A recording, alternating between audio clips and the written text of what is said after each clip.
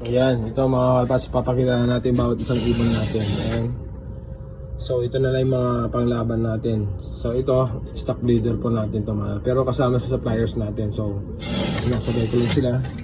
So ito naman si mahilig pag-prank mga kalapats. Ayan o. Checkered, black check. Yan mga kalapats. Ito na si mahilig mag-ano mga kalapats. So ito naman. Ayan. Ito po sila mga kalapats. So ito yung huli na dumating ng pan 3 days. So ayan, dati talaga nung pagdating niya mga kalapats, so wala siyang ganyang katawan. So bumagsak po yung katawan niya. Ayan, ito na mga ibon natin. Gusto ko na pakita lahat yan.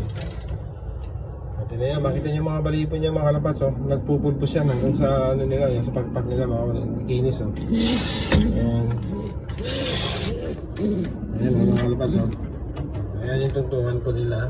Yung tuntungan na po yan, and then dyan po din sila kakain mga kalapats. So isa-isa po sila, bawat ibon, tinitignan ko yung timbang, tapos ano yung papakain ko. Ganun lang po mga kalapats. So sana itong mga ginagawa kong video, makukuha man lang kayo konting tips para pagdating ng araw, magagamit din yung mga kalapats. Kasi ginamit ko mga sinasabi ko mga kalapats, pagdating ng araw, makakamit din yung mga gusto nyo mga kalapats na manalo.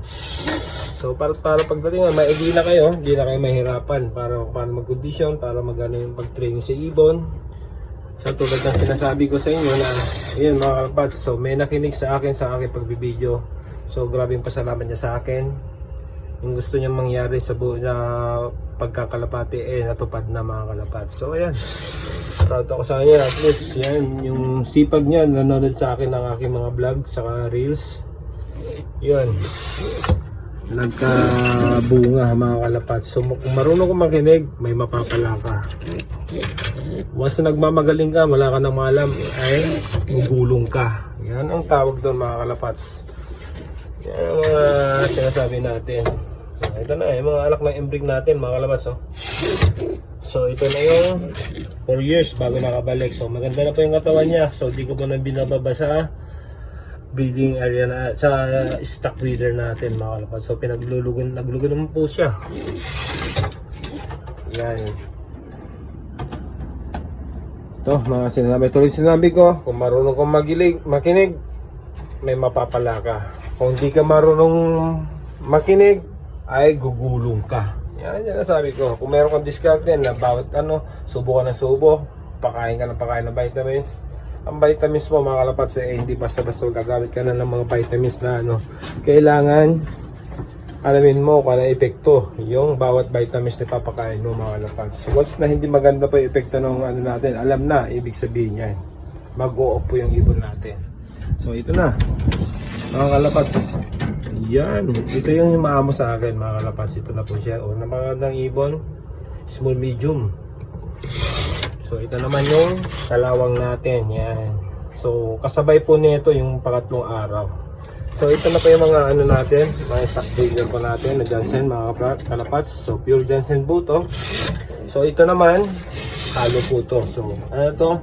Jansen cross sa Stitch. Yan. Kapatid niya si mga black check mga kalapats. Yan. Ito naman Jansen pure Jansen po to. Kapatid niya po to.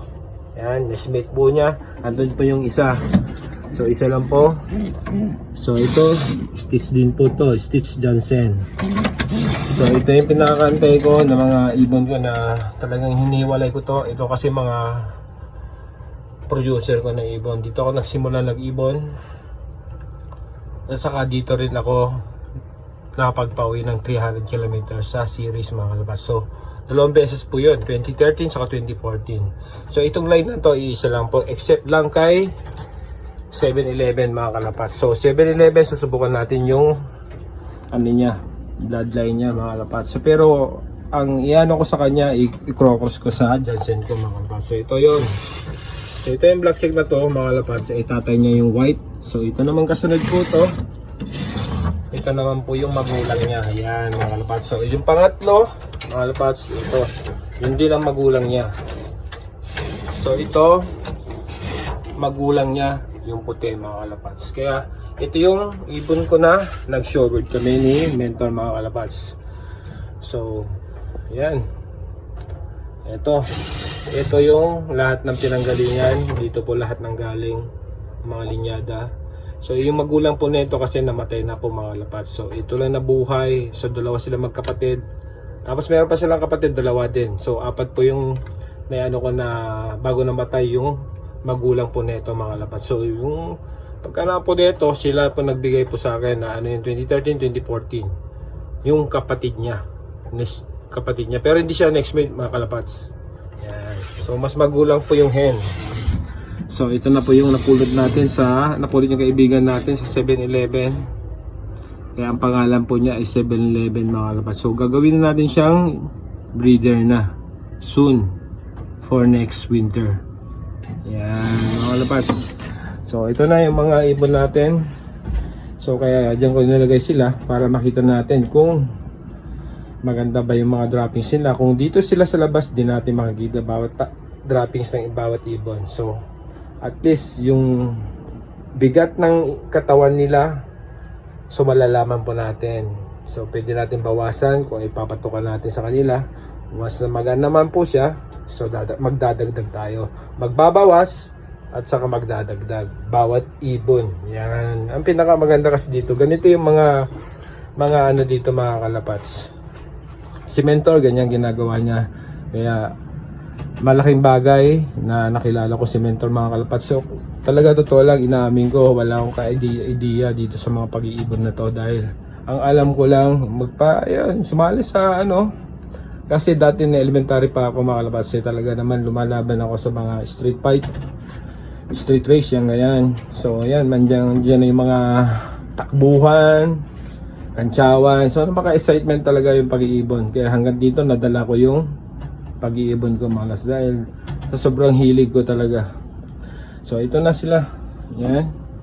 So ito na yung si Black Check. Ito, yung tatay ng puti mga kalapats. So lumabas na po siya dito. Yung magulang po ng puti natin nag-produce ng 2013, 2014. Ganito po yung Black Check ng magulang niya mga kalapats. So lumabas na po kayo dito sa mga kalapats. So wala pa ako nailabas na kundi dito lang. Dahil yung pagka-checker niya mga kalapats maliliit lang po siya. So kakaiba talaga yung magulang niya. Tapos ang ilong borgang-borgang. Ganda talaga. Pero yung nanggalingan po yung ibon na po yun ay galing pong Belgium. Yan. Yung mga old line ni Mentor mga kalapats. So dito sa tagal ng panahon na ginamit ko yung Jansen, yung kulay ng lolo nito ay lumabas po sa kanya. Yeah, kaya alam ko yung story ng mga Jansen yung mga lapas dahil sila yung dumami.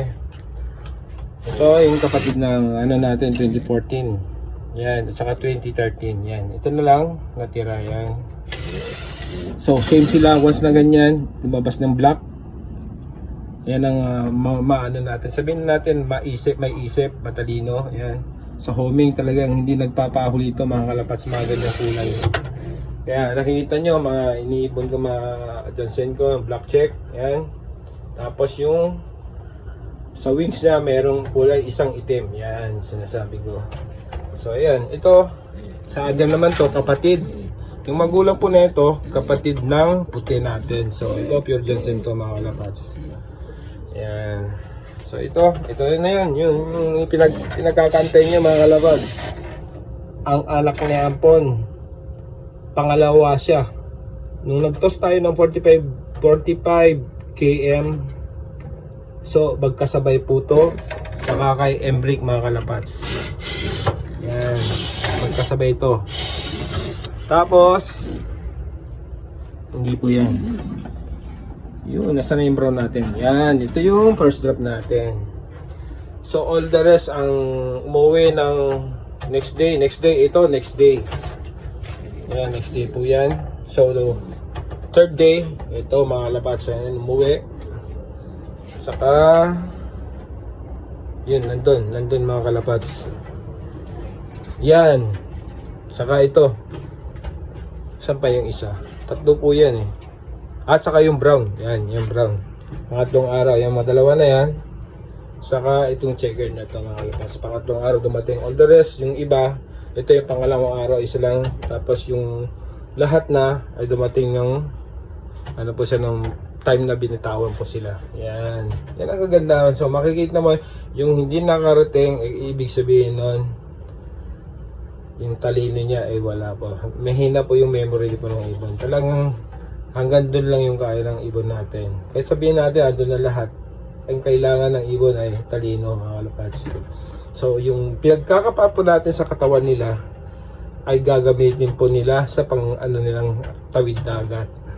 So kailangan natin may tawid dagat tayo, may tawid bundok, saka hangin, andun na, saka body ng natin.